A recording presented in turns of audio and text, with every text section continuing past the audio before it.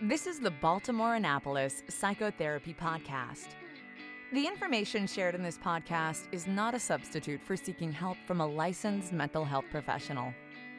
And now, here's Laura Reagan, LCSW-C, with today's episode.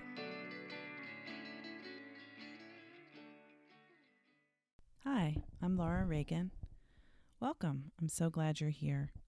In this first episode, I wanted to talk to you about the Baltimore Annapolis Psychotherapy Podcast, what it is, who I am, and why I'm doing this. I'm a psychotherapist in private practice and a consultant as well in Severna Park, Maryland, which is between Baltimore and Annapolis in Maryland, closest to Annapolis. I'm a clinical social worker, licensed to practice in my state, and I offer psychotherapy, consulting, supervision towards clinical licensure.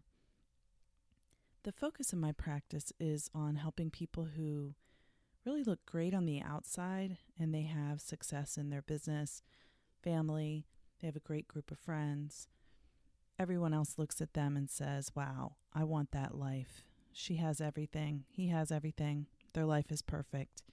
Of course, no one's life is really perfect, but the person, while other people admire them and think their life is so great, they feel there's secretly something wrong with them, and if everyone else knew their real selves, no one would like them at all.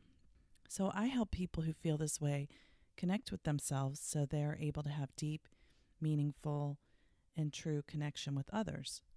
That's what I'm passionate about. One way I do this is using the Daring Way.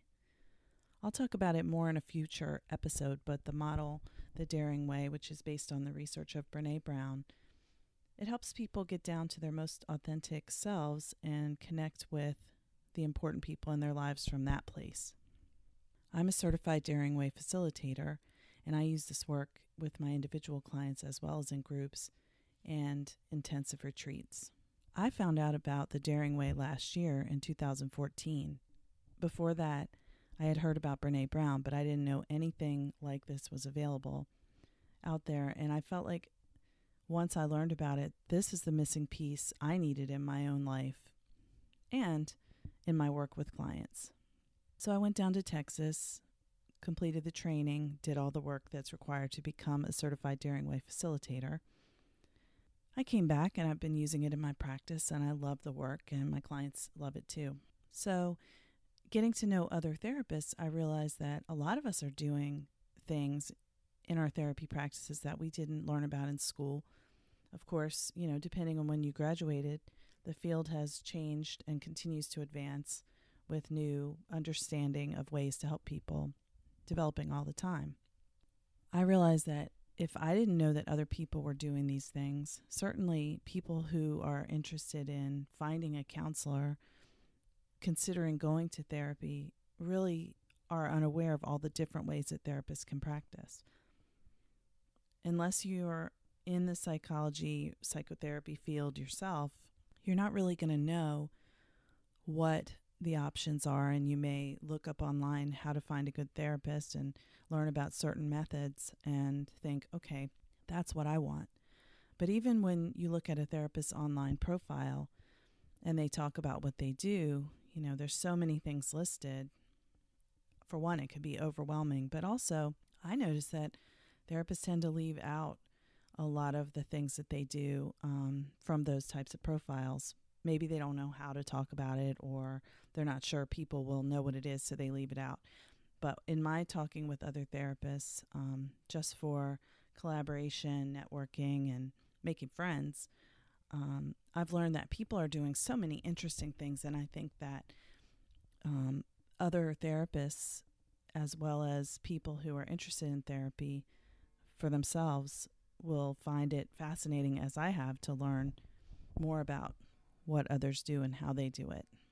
So I hope that you who are listening, whether you're a student who's thinking about becoming a therapist, a fellow social worker, a counselor, marriage and family therapist, psychologist, a coach, or another type of helping professional, or whether you're someone who's interested in learning more about therapy for yourself, or you just like understanding more about how therapy goes, that you'll find something interesting in this podcast.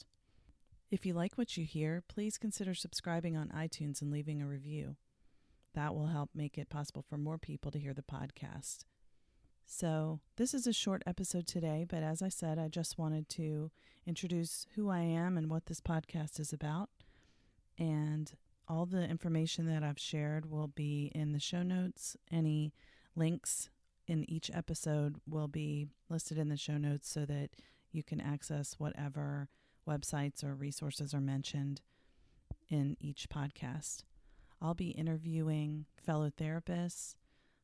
Some episodes will be myself just talking about something that I want to share with other people.